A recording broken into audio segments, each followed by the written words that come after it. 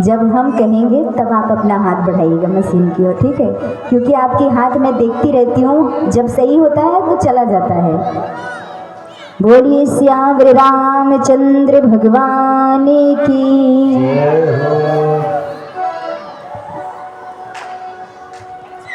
कहते हैं कि जिस प्रकार इस संसार में मानव की भक्ति है, एक तरफ से असली भक्ति होती है, एक नकली भक्ति होती है। असली भक्ति क्या है?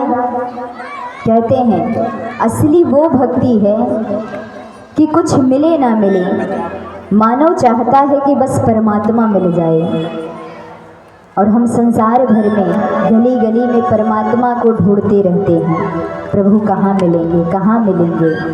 और परमात्मा की खोज आज तक मानव कर नहीं पाया, लेकिन परमात्मा की खोज में दौड़ता रहता है। और गली गली में कहाँ ढूंढते हो? कहते हैं परमात्मा है कहाँ और हम ढूंढते कहाँ हैं। मानो परमात्मा की खोज में चलता है, जैसे मैं ढूंढ रहा था गली गली और प्रभु बसे हैं मन में, वो घट घट अंतर्यामी, वो नभचर का है स्वामी। अर्थात परमात्मा हमारे घट घट में वास करता है, परमात्मा हमारे घर में वास करता है। माता पिता में परमात्मा होते हैं और हम अपने घर के परमात्मा को छोड़ करके गली गली में भटकते रहते हैं कि कहाँ परमात्मा हमें मिल जाए। परमात्मा की अगर खोज करना है तो सच्चे भक्त बन जाओ, भक्त प्रहलाद जैसे बन जाओ, भक्त शबरी की कल आपने कथा सुनी, शबरी जैसा बन जाओ कि बस परमात्मा की भक्ति करो निस्वार्थ हो करके। और नकली भक्ति लोग कैसे करते हैं? जो परमात्मा को नहीं लेकिन दुख को पा रहे हैं। जैसे ऊपर से हम कहते रहते हैं कि हम बहुत भक्ति करते हैं, बहुत राम नाम का जाप करते हैं, लेकिन अंदर से वो सत्य भक्ति नहीं होता है। जैसे हमारे भैया जी की ये मशीन तो है, अब है तो मैं ये नहीं कहूँगी ये असली मशीन है और बड़ी महंगी भी है, लेकिन अब ये सेट करना नहीं जानते या कर नहीं पा रहे हैं या करना ही नहीं चाहते। और जब मैं बैठती हूँ तो सेटिंग कराते कराते अपने मशीन की 1 घंटे चली जाती है, और जब बढ़िया सेट हो जाता है तब हमारे रमेशानंद जी महाराज आते हैं और खूब दहाड़ के जाते हैं और हम तो बनवाते बनवाते चले जाते हैं।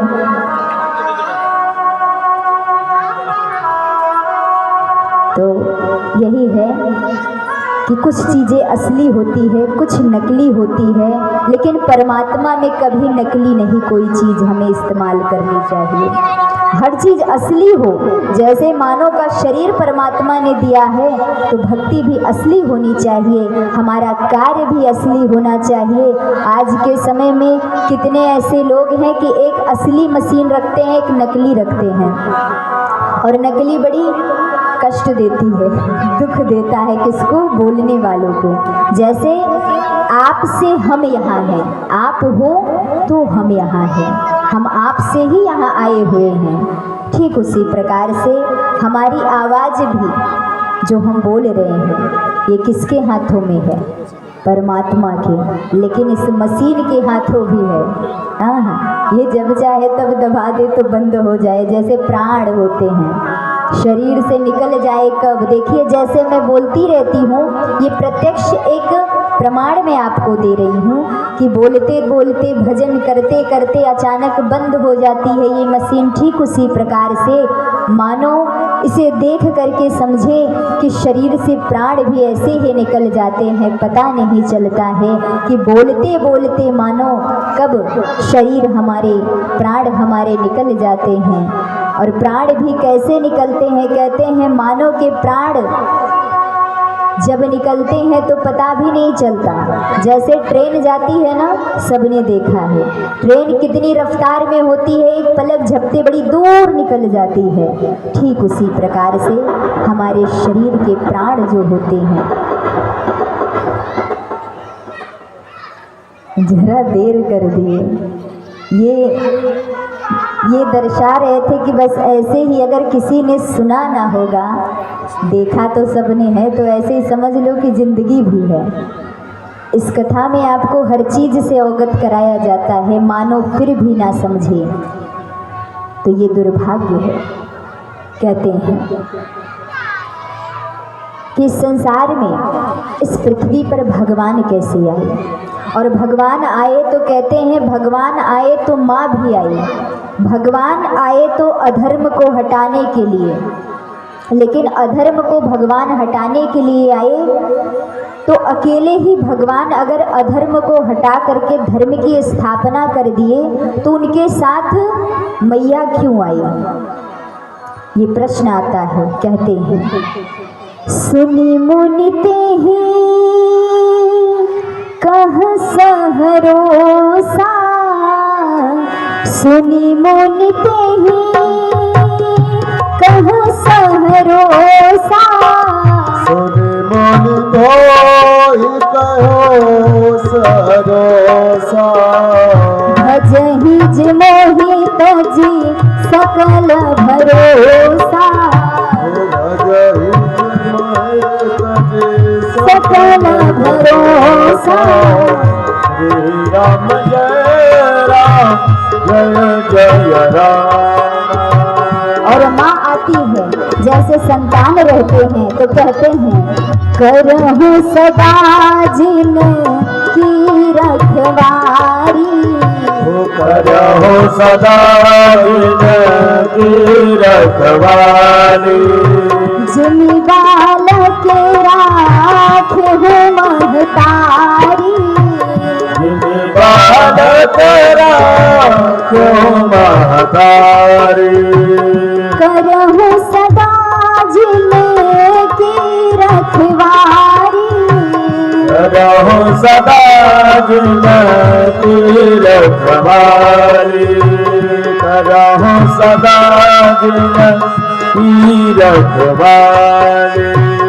जिस प्रकार से भगवान आए, माँ भी साथ में आई। जैसे संसार में जब पुरुष आए तो स्त्री का भी आना बहुत जरूरी है। जब बालक क्रोध करता है तो माता पिता को क्रोध आता है, लेकिन जब पिता को क्रोध आता है तब बीच में आकर माँ खड़ी हो जाती है, और माँ आकर के सब कुछ समझा करके क्रोध को दूर कर देती है।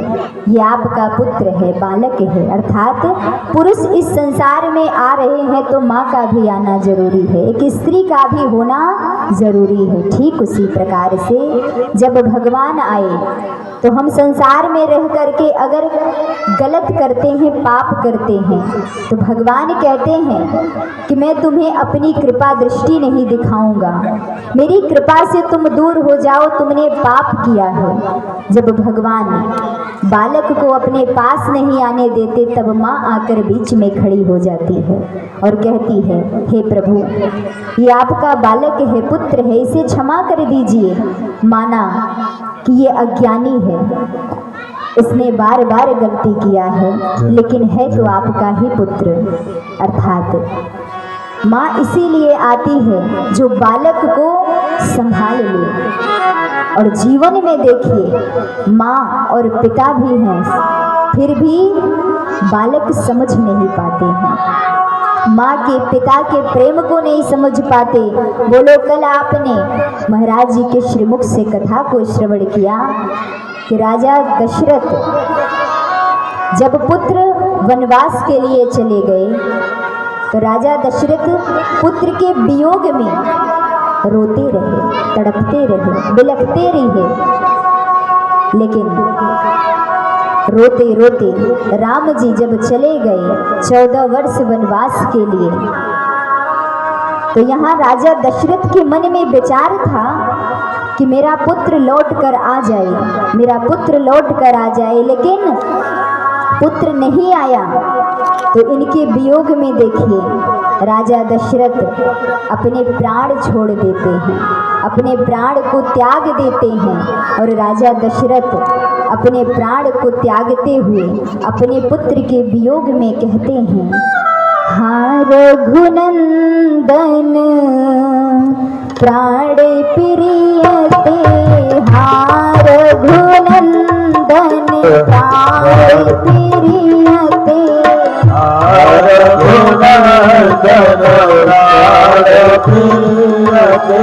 तुम बिन जियत बहुत दिन बीते, तुम बिन जियत बहुत दिन बीते, जानकी लखन हार भुवरे, जानकी लखन हार भुवरे, पित हित चित चातक जल धरे, चित हित चातक जल हाँ रघुनंदन प्राण प्रियते, रघुनंदन प्राण प्रियते। राजा दशरथ राघवेंद्र सरकार को पुकारते हुए यहाँ जानकी मैया को, पुत्र वधू को अपने पुकारते पुकारते, लक्ष्मण को पुकारते हुए शरीर से प्राण निकल गए। जब आर्य सुमंत ने कहा कि 14 वर्ष से पहले अयोध्या में राम जी नहीं आएंगे, दशरथ महाराज ने कहा, खेल का मैदान बना दिया, इनको बैठा लो।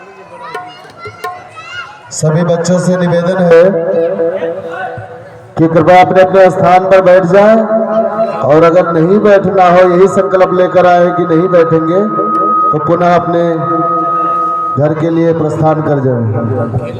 इनके अम्मा बाबू समझ, इनके माता पिता ये सोचते हैं 1 घंटे पहले ये खेल ले जाकर, अब हम बढ़िया भोजन बना ले, उसके बाद फिर हमारा नंबर आएगा चलने का। लेकिन बच्चे हैं, होते हैं दिल के सच्चे, इनकी जो इच्छा होती है वही करते हैं, ना हम समझा सकते हैं, क्योंकि हम क्या समझाएंगे जब इनके माता पिता ही नहीं समझा पाए। इसीलिए हम बच्चों को कुछ नहीं कहते हैं।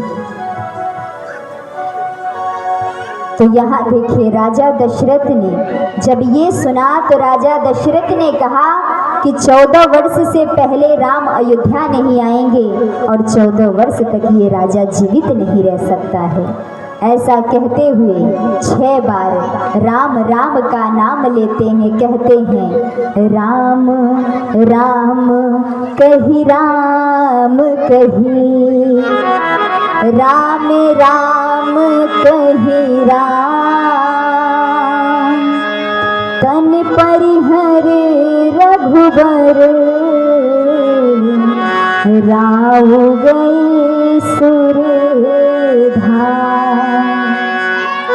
दशरथ महाराज 6 बार राम राम राम राम कहते हुए अपने शरीर से प्राण चले जाते हैं, छूट जाते हैं।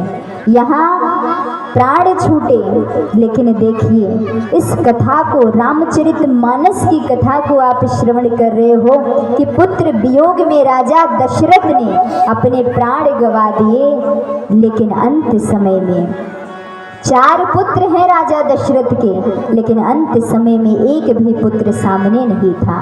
बोलो संसार का मानो, हर पिता यही सोचता है क्या अंत समय में हमारा कोई संतान हो जाए तो अंत समय में हमारे सामने होगा, और यही विश्वास से हम जीवन बिता देते हैं। लेकिन राजा दशरथ जिनके घर में परमात्मा है, लेकिन हम बार बार कहते हैं भाग्य से बढ़कर कुछ नहीं होता है, भाग्य में जो लिखा होता है।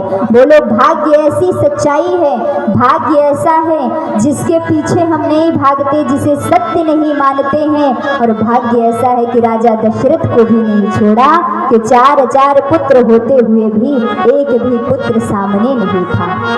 इस कथा को सुन करके हमें, जो हम उम्मीद लगा करके बैठे रहते हैं कि हमारा पुत्र होगा, हमारे कुल को बढ़ाएगा, हमारे यश को बढ़ाएगा, याद रखिए आज के कलयुग में पुत्र कुल को बढ़ा नहीं रहे हैं, कुल को डुबा रहे हैं। बोलो डुबा रहे हैं कि नहीं? संतान की चाह हम करते हैं और संतान जब हो जाते हैं तो आज घर घर के संतान बिगड़ गए हैं। कहते हैं जो रामचरितमानस की कथा को नहीं सुनता है उसके जीवन में संतान भी आ जाए तो वो कुल को हर